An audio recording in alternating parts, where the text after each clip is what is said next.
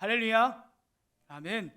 오늘은 신앙의 기쁨을 회복하세요라는 제목으로 말씀을 드리려고 합니다. 오늘 본문의 이야기는 포도원 품꾼의 이야기입니다. 간단하게 설명을 드리면 한 포도원 주인이 있었는데 아침 일찍부터 포도원의 일꾼을 찾으려고 사람을 구하러 나갔습니다. 그래서 아침 일찍 한번 나가고 3시에 한번 나가고 6시, 9시, 11시에 나갑니다. 이 성경 시대의 이 시대의 시간과 우리 지금 시간에는 한 6시간 정도 차이가 있습니다. 그래서 성경에서 나오는 시간에 6시간을 더하면 딱 우리 시간이라고 보면 됩니다. 오늘 말씀의 맨 처음에 아침 일찍이라는 시간이 있지만 그게 언젠지 모르지 않습니까? 또 3시간씩 올라가는 걸 봐서는 3시 아니라 0시에 이렇게 주인이 첫 번째로 나간 것 같습니다.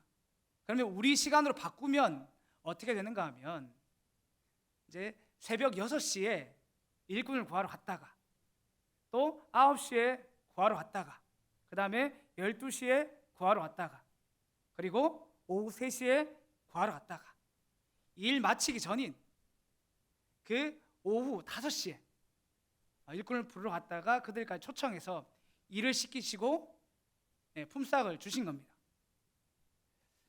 품삯을 주는데 품삯을 줄 때에는 거꾸로 줍니다. 거꾸로 11시에 즉 오후 5시에 일하러 온 이 사람부터 불러서 품삯을 주는데 한 데나리온을 준 것입니다. 한 데나리온은 그냥 그 당시에 하루 일한 품삯이라고 보시면 됩니다. 그 5시에 온 사람이 한 데나리온을 받으니까 먼저 온 사람들이 여러 가지 기대를 하는 것입니다. 마태복음 20장 10절을 제가 읽어드리면 먼저 온 자들이 와서 더 받을 줄 알았더니 그들도 한 데나리온씩 받은지라. 이 말을 잘 보시면 먼저 온 사람들은 제일 마지막에 온 사람들이 한 데나리온을 받으니까 쟤는 정말 일 끝나기 전에 오후 5시에 와서 일했고 나는 최소한 오후 3시에 12시에 오전 9시에 또 어떤 사람들은 새벽같이 6시에 와서 일을 했으니까 분명히 저 사람과는 다른 대우를 받을 거라고 생각을 한 겁니다. 근데 이것이 결국 무엇으로 이어졌냐 하면 그들이 더 받겠구나 하는 그 마음들이 주인을 원망하는 마음들로 바뀌어지게 됩니다. 11절과 12절을 같이 한번 읽어보겠습니다. 시작. 받은 후 집주인을 원망하여 이르되 나중 온 이 사람은 1시간밖에 일하지 아니하였거늘 그들은 온종일 수고하고 더위를 견딘 우리와 같게 하였나이다. 그러니까 너무 당연하죠. 저들을 한 대량을 줬으면 우리는 더 줘야 되는 거 아닌가. 내가 일하러 갔는데 다 일을 해보셔서 알 겁니다. 내가 일을 했는데 내가 열심히 잔업을 했습니다. 잔업을 했는데 날마다 정시에 퇴근하는 사람과 월급이 똑같으면 내 마음이 어떻습니까? 이렇게 생각하시면 마음이 좀 빨리 와닿죠. 회사에 일이 많아서 난 늘 잔업을 하고 늦게 집에 갔습니다. 그러니까 어떤 사람은 늘 정시에 퇴근을 했습니다. 그런데 한 달이 지나서 월급을 받아봤는데 그 사람의 월급과 내 월급이 똑같은 겁니다. 이것이 근데 이렇게 받게 되면 우리가 매우 속상하죠. 사실 근데 이것이 세상의 방법이고 우리는 어쩌면 그런 방법에 익숙해져 있는지도 모르겠습니다. 근데 중요한 건 이런 마음 때문에 일하러 온 사람들이 어떤 말을 했냐 하면 왜 우리를 일을 시켜줘서 감사하다고 말하는 것이 아니라 왜 우리한테 한 데나리온밖에 주지 않느냐고 원망했습니다. 그리고 주인한테 대들었습니다. 우리는 이 말씀을 묵상하면서 먼저 온 종들의 이 모습이 내 모습과 같은 것은 아닌가 한번 돌아보시길 바랍니다. 우리가 신앙생활 하면서 내 삶을, 내 신앙을 돌아보는 것은 매우 중요합니다.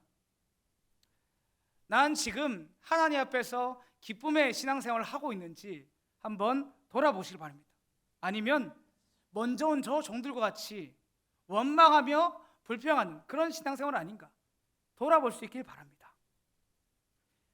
하나님 앞에서 신앙생활 할 때에 원망하고 불평하는 그 마음을 가지고 신앙생활하면 좋지 않습니다. 근데 그건 단순히 제가 어떤 사람은 원망이 없으니까 잘하고 있고 어떤 사람은 원망을 하고 있으니까 혼나야 된다 이렇게 정죄하는 의미로 드리는 말씀은 아닙니다. 우리가 힘들고 어려울 때 하나님 앞에 원망과 불평을 할 수 있죠. 우리가 연약해서 그런 것입니다. 그런데 우리가 이것이 쭉 원망과 불평하는 마음이 오랫동안 지속되게 되면 어떤 일이 벌어지는가 하면 악한 마귀가 우리의 마음에 틈을 타기 시작합니다. 그래서 내가 생각했던 것보다 더 크게 넘어지는 것입니다. 잠언 4장 23절의 말씀을 같이 읽어보겠습니다. 시작. 모든 지킬 만한 것 중에 더욱 내 마음을 지키라. 생명의 근원이 이에서 남이니라. 여기 계신 성도님들은 다 아실 겁니다. 근데 저는 어렸을 때에 어떤 것이 가장 힘들겠나 생각을 해보니까 사실 어릴 때에는 마음을 지키는 게 가장 중요한 생각을 잘 못합니다. 내 팔이 다치거나 내 다리가 다치면 할 수 있는 일을 못하기 때문에 이것이 큰 것으로 여겨집니다. 근데 제가 시간이 지나면 지날수록 우리가 이 마음을 지킨다는 것이 얼마나 중요한지 참 많이 깨닫습니다. 아무리 몸이 멀쩡하더라도 내 마음이 무너지면 아무것도 못합니다. 제가 마음이 무너졌을 때에 설교한 날이 다가오고 있습니다. 그러면 제가 이제 설교를 해야 되는데 설교가 안 써집니다. 그만큼 괴로운 일이 없습니다.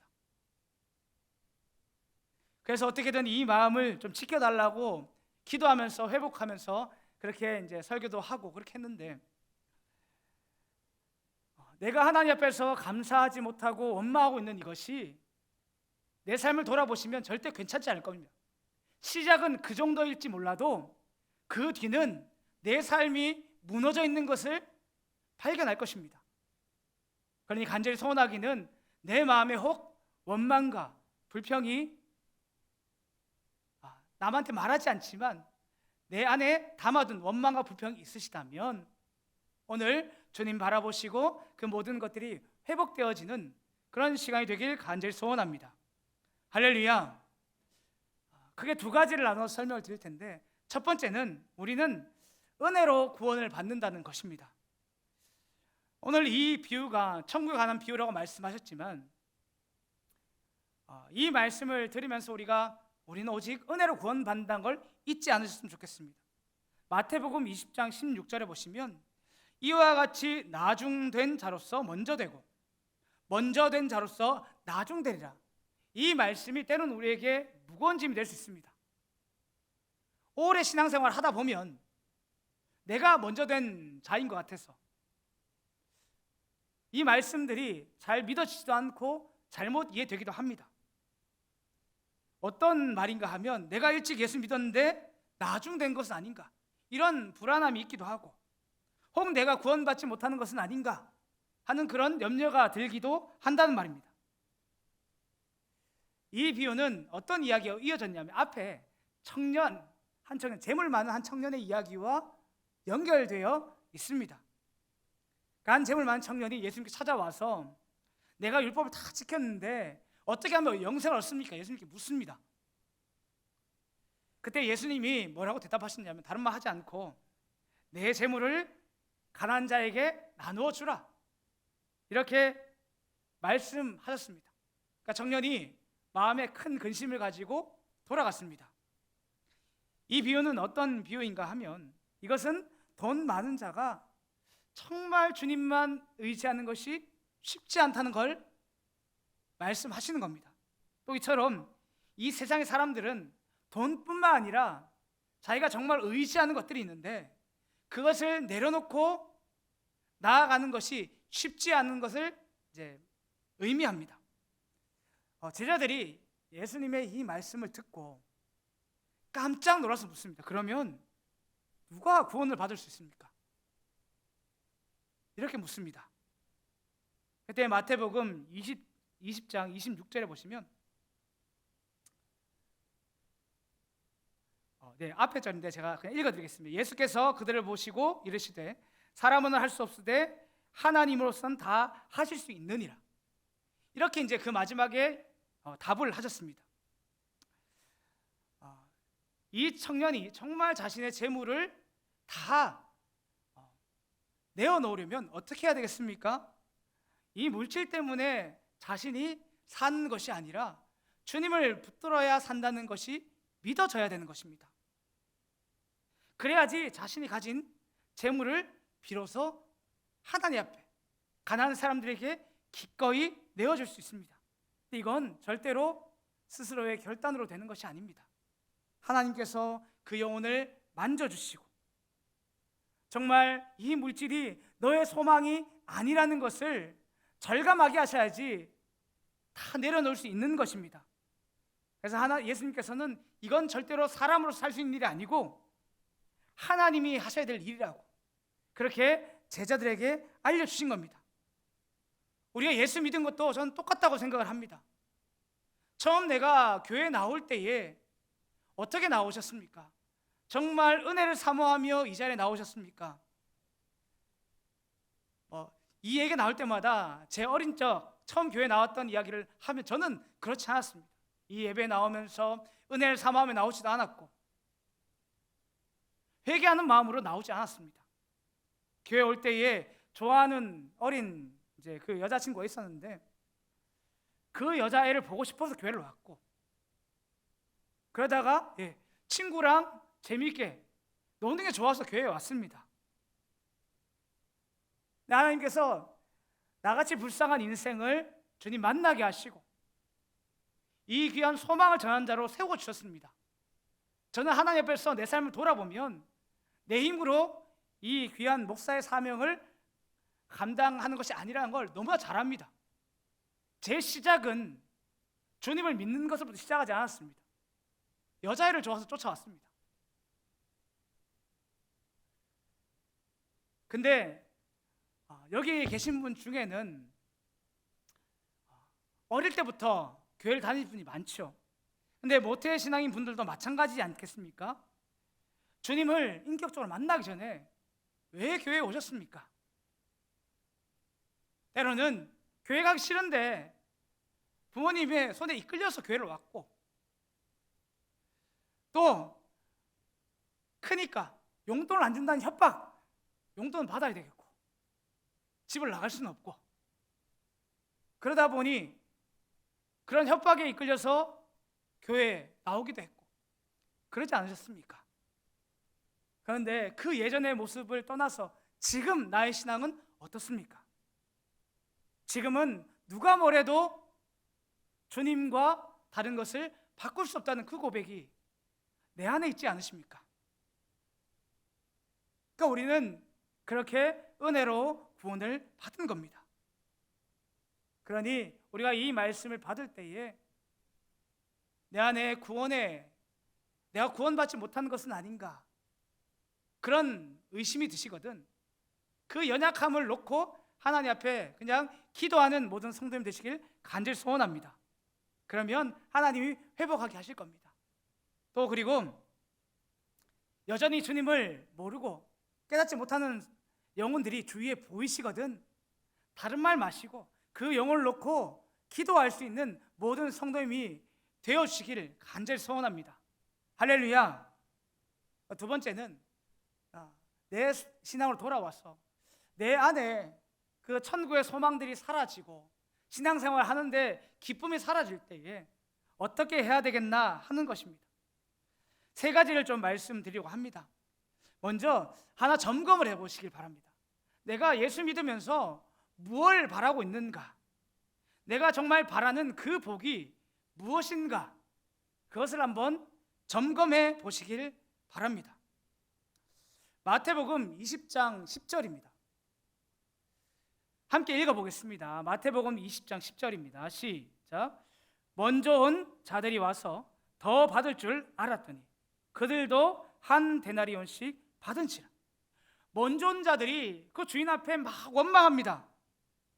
자기가 먼저 왔기 때문에 당연히 저 사람들과 다른 대우를 받아야 되고 더 많은, 최소한 내가 2데나리온 받아야 되지 않냐, 이렇게 말하고 있는 것입니다. 우리는 신앙생활 하면서 내가 예수 더 오래 믿을수록 무엇이 깊어져야 되겠나 한번 생각해 보셨으면 좋겠습니다. 저는 찬양을 참 좋아합니다. 혼자 그 찬양의 가사를 묵상하는 것도 좋아하고, 그 하나의 찬양을 가지고 참 오래 혼자 부르고 고백할 때 있습니다. 근데 하루는 제가 찬송가 543장 찬양을 부르는데 이제 후렴이 그겁니다. 세월 지나갈수록 의지할 것뿐일세, 무슨 일을 당해도 예수 의지합니다.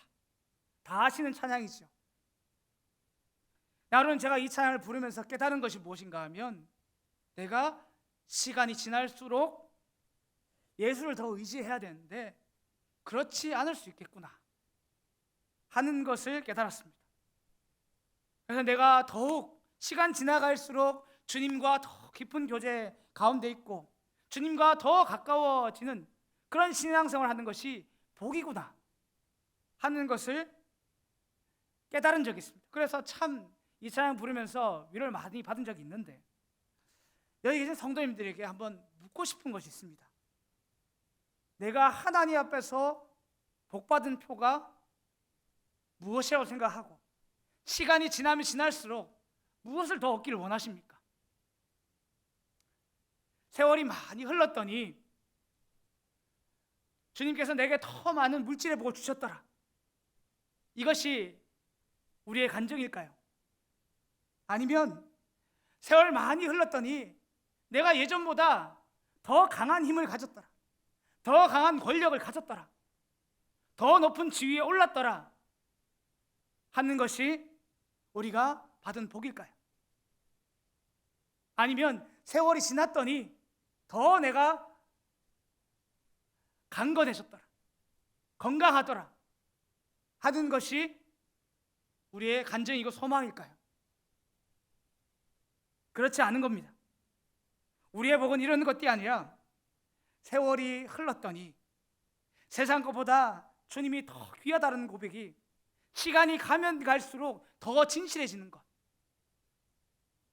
세월이 흘렀더니 세상 것은 이제 덧없고 이제 주님 붙들면 되겠다라는 그 확신들이 내게서 넘쳐나는 것, 세월이 흐르면 흐를수록 내 안에서 부활의 소망들이 더 확고히 고백될 수 있는 것, 이런 변화들이 내게 있는 것이 진짜 복인 것입니다. 간절히 소원하기는 정말 하나님 앞에서 내가 이 땅 살아가면서 무엇을 받고 누려야 되는지 그것을 잘 깨닫는 모든 성도님 되길 소원하고, 그리고 날마다 주님과 더 가까워지는 것이 내게 참 복인 줄 알고 그것을 구하는 모든 성도님이 되시길 간절히 소원합니다. 두 번째로 기쁨을 잃은 성도님에게 권면하고 싶은 것은 내가 은혜로 살고 있음을 기억하시길 간절히 소원합니다. 할렐루야. 포도원에 먼저 들어온 자들이 그 주인한테 왜 우리는 이거밖에 안 줍니까? 라고 대들었을까요?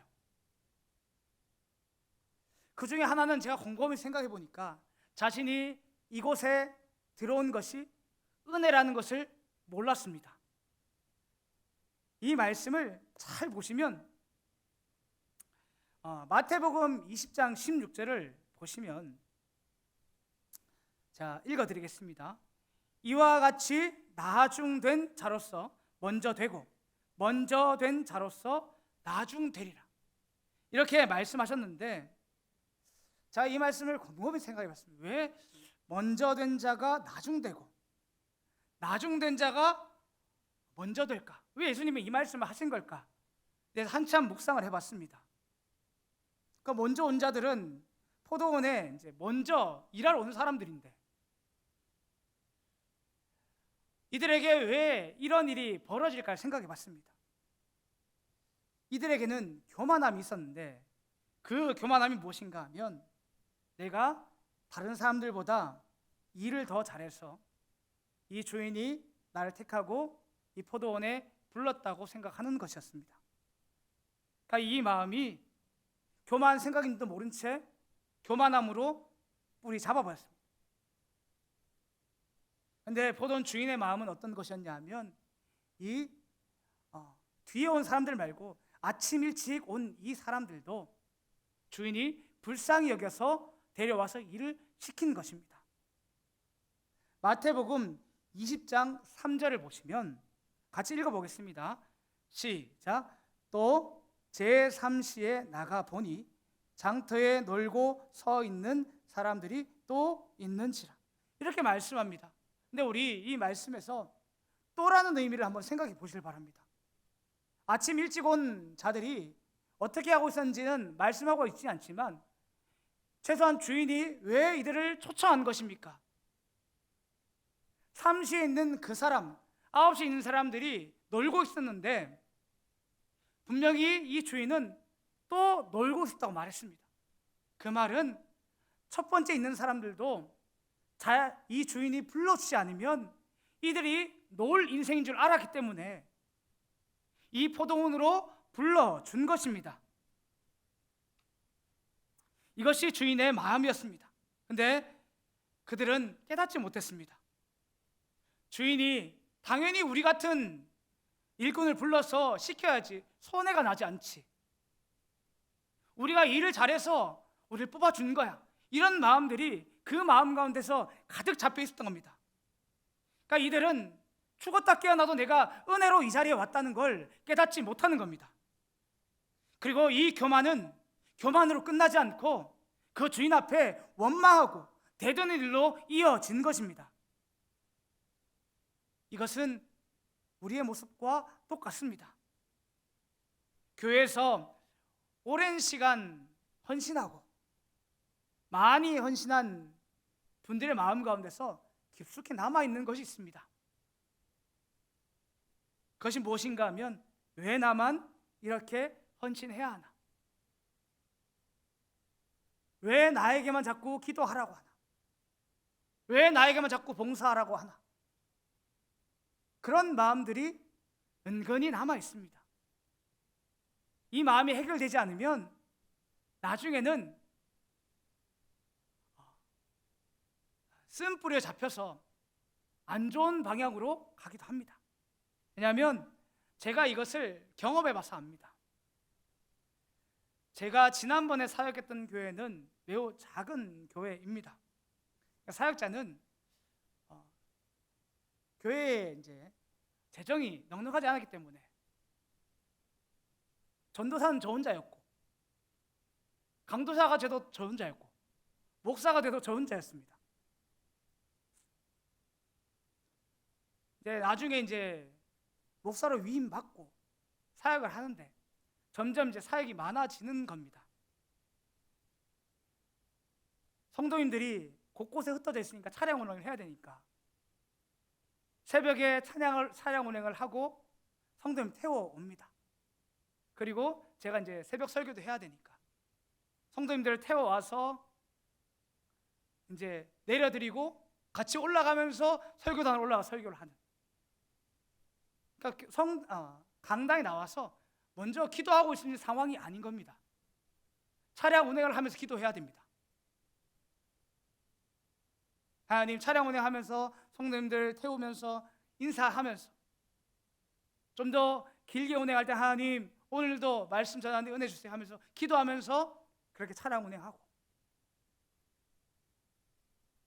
그렇게 이제 사역을 했습니다. 주일에도 마찬가지. 주일에 다 이제 웬만한 교회들은 9시에 주일학교 예배가 있지 않습니까? 그러면 학생들을 태워오려고 8시부터 차량 운행을 하고 9시에 또 주일학교 예배를 드리고 10시가 되면 지휘자가 없었기 때문에 제가 지휘를 했습니다. 그래서 지휘하시는 분들이 얼마나 힘든지 압니다. 막 했습니다. 지휘를 하시는 분은 이제 뭐 상상도 못하겠지만 이게 지휘를 해보시면 손이 막 자기 마음대로 안 돌아가거든요. 그래서 이제 뭐 찬송가 이런 거 보면 위에 이렇게 페로마트 처리 이런 거 있지 않습니까? 페로마트 처리가 이제 막 세 방 늘리고 이렇게 하는 건데 머리는 안 돼. 지휘가 안 되는 겁니다. 그러면 그날 찬양한 날 오늘 이거는 생략하고 그냥 하겠습니다. 이렇게 하고 그냥 제 주의에 맞춰서 그냥 합니다. 그리고 막 박자 적기 힘든 거는 찬양을 하지 않습니다. 하여튼 뭐 그렇게 했습니다. 그렇게 해서 뭐 하여튼 하나님 감당하게 하셨으니까 그렇게 했습니다. 그렇게 하면 또 11시에 예배 드리고 끝나고 나면 또 오후 예배 드려야 되니까 오후 예배 준비하고 오후 예배 지금 3시에 마치고 나면 또 이렇게 찬양 올리하고 또 다른 모임 있으면 또 모임하고 이러면 저 아침부터 새벽부터 까지 쉬는 시간이 없습니다. 그럼 주일날 이렇게 바쁘면 이걸 토요일날 준비하면 얼마나 바쁜지 아시죠? 하루는 내 마음 가운데서 원망하는 마음이 막 생겨납니다. 하나님, 내가 참 바쁜데 여유가 없는 거예요. 남들은 예배 전에 기도하면서 말씀 준비한다는데 난 차량 운행하면서 애들 태우고 말씀 전해하고 바로 차량대 인도하러 또 가야 되고 그걸 바로 또 가야 되고 쉬는 시간이 없고 정신이 하나도 없는 겁니다. 그래 원망하는 가운데 어느 날 막 되게 힘들어가지고 있었는데 어떻게 이것이 회복되었을까요? 다른 것이 없습니다. 바로 주님께 주신 은혜가 다시 한 번 더 깨달아졌을 때입니다. 제 환경은 바뀌지 않았습니다. 환경은 똑같았는데 내 마음은 확실히 바뀌는 걸 제가 경험했습니다. 그때가 언젠가 하면 주신 은혜가 다시 한 번 더 깊이 깨달아졌을 때입니다. 그러니까 그전에는 원망하며 그 많은 일을 감당했던 거지 이제는 감사하며 기쁨으로 감당하게 되더라고요. 먼저 된 자가 나중되지 않고 먼저 된 자나 나중된 자가 어떻게 같은 은혜 안에 거하게 될까요? 교회에서 먼저 믿으면 다 냉랭하게 그렇게 살까요? 그렇지 않은 겁니다. 그 신학의 원리가 어디 있는가 하면 나중된 자가 깨달은 걸 먼저 된 자도 잊지 않고 계속 유지하면 되는 겁니다. 그 아침 일찍부터 오후 5시까지 그렇게 일꾼들을 순차적으로 주인이 불렀는데 그 중에 누가 자신이 은혜로 이 자리에 있는 줄 누가 제일 많이 절감했을까요? 바로 오후 5시에 온 사람인 겁니다. 이들은 정말 놀고 싶어 놀 게 아니죠. 일을 하고 싶었는데 정말 놀려고 했으면 더 좋은 곳 재밌는 데 가서 놀았겠죠. 근데 먹고 살아야 되니까 일은 해야 되겠고 그 장터에 있었습니다. 발망 동동 구르면서 있었습니다. 오후 5시까지 거길 지키고 있었단 말은 지킬 수밖에 없는 겁니다. 그런 상황 가운데서 오늘은 일 못하겠구나, 우리 애들 굶겠구나, 이런 마음이 든 그때에 그 포도원 품꾼의 주인이 날 불러준 겁니다. 그리고 생각하겠죠. 저라면 그렇게 했을 겁니다. 내가 오후 5시 일했으면 한 데나리온 받을 거라고 상상도 못했을 겁니다. 근데 이 주인이 한 데나리온을 준 겁니다. 그러니까 이 소망이 끊어져 가는 가운데서 부름을 받고 살 길을 열어줬기 때문에 이 마지막에 온 사람이 제일 큰 은혜를 절감하는 사람인 것입니다. 중요한 건 먼저 믿은 우리도 이 은혜를 늘 가지고 살아가면 절대로 먼저 된 자가 나중되지 않습니다. 먼저 된 자가 하나님의 더 많은 축복들을 누리며 살아갑니다. 이것을 깨닫지 못했기 때문에 예수님은 먼저 된 자가 나중될 수 있다고 말씀하신 겁니다. 그러면 어떻게 하면 이것이 깨달아질까요?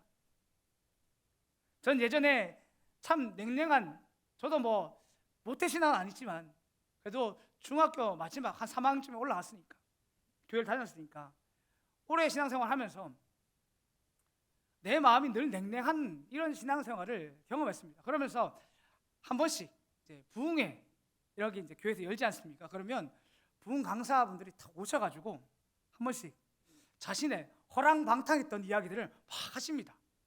그러면 어떤 마음이 드십니까? 저는 솔직히 어떤 마음이 들었냐면, 와, 정말 하나님의 은혜가 있구나 라고 생각하면서, 또 하나는 내게는 그런 은혜가 없으니까 나도 좀 호랑방탕하게 한번 살아봐야 되나?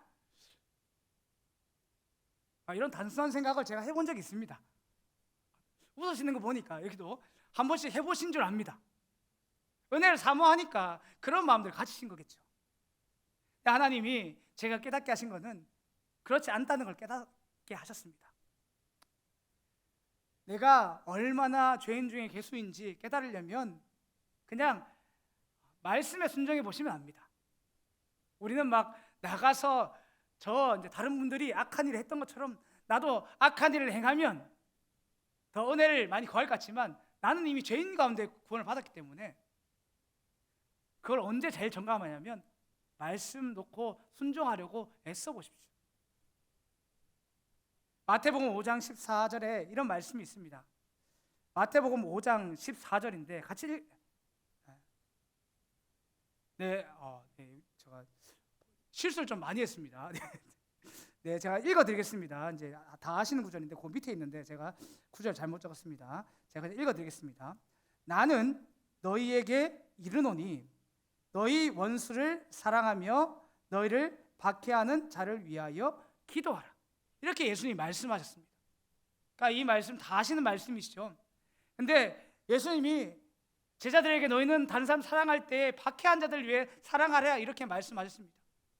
근데 그 사랑하는 표가 무엇인가 제가 이 말씀을 한 장 봤는데 박해한 자를 위해서 기도하는 것이 사랑의 표였습니다. 그래서 제가 이 말씀대로 하려고 하면서 내 삶을 돌아보니까 어떻게 했냐면 저는 박해한 자를 사랑하고 싶은 마음이 별로 없었습니다. 원수를 사실 생각하기도 싫더라고요. 하물며 내가 저 사람을 위해서 기도할까요? 기도하지 못하는 것이 납니다. 그러니까 말씀대로 순종하지 못하고 있더라고요. 그 때로는 원수를 위해서 기도하는 게 아니라 내 사랑한 자들을 위해서도 기도하지 못하는 게 나라는 걸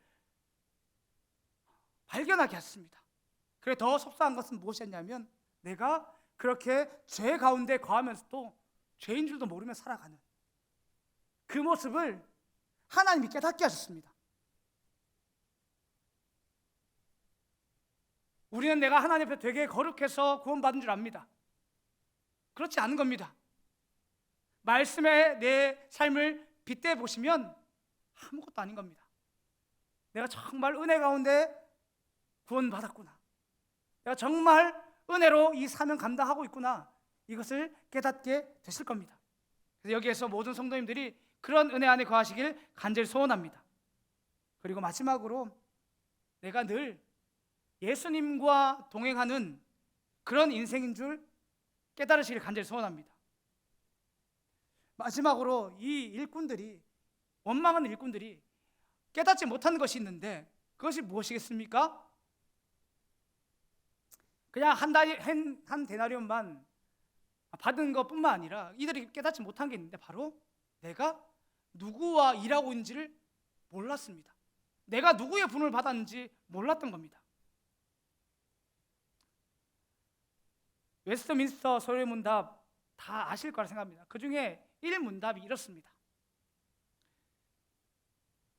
사람의 제일 되는 목적이 무엇입니까? 이렇게 묻습니다.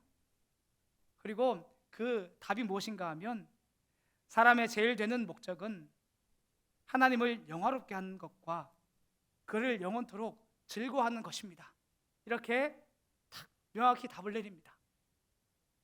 근데 생각보다 이게 한글로 적혀 있음에도 불구하고 정확하게 이해를 잘 안 하시더라고요. 많이 물어보면 어떻게 대답하시냐 하면 우리가 하나님을 영화롭게 해야 되고 그리고 우리가 하나님을 즐겁게 해야 됩니다. 이렇게 이 답을 이해하시더라고요. 근데 이것은 그걸 말하는 것이 아닙니다. 우리는 하나님의 진을 받은 우리는 하나님의 영광을 위해서 살아야 합니다. 그 또 하나는 무엇인가 하면 우린 영원토록 하나님을 즐거워하는 인생이 되어야 합니다. 이 말을 우리에게 알려주고 있는 겁니다. 우리가 신앙생활 하면서 무엇 있냐면 처음에 받았던 그 구원의 감격함을 잊는 겁니다. 우리가 하나님 앞에 왜 열심히 순종하고 헌신하고 그렇게 했습니까? 받은 은혜를 가지고 정말 순종하고 헌신하고 했던 겁니다.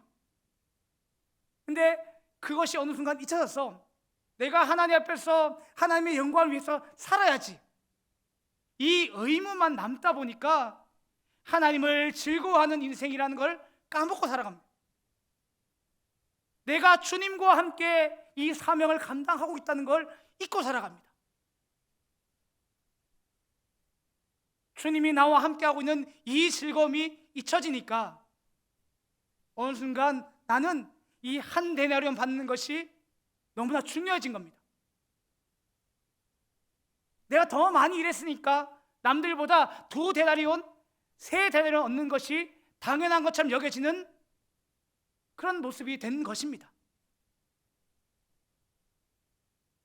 다시 한 번 더 권면합니다.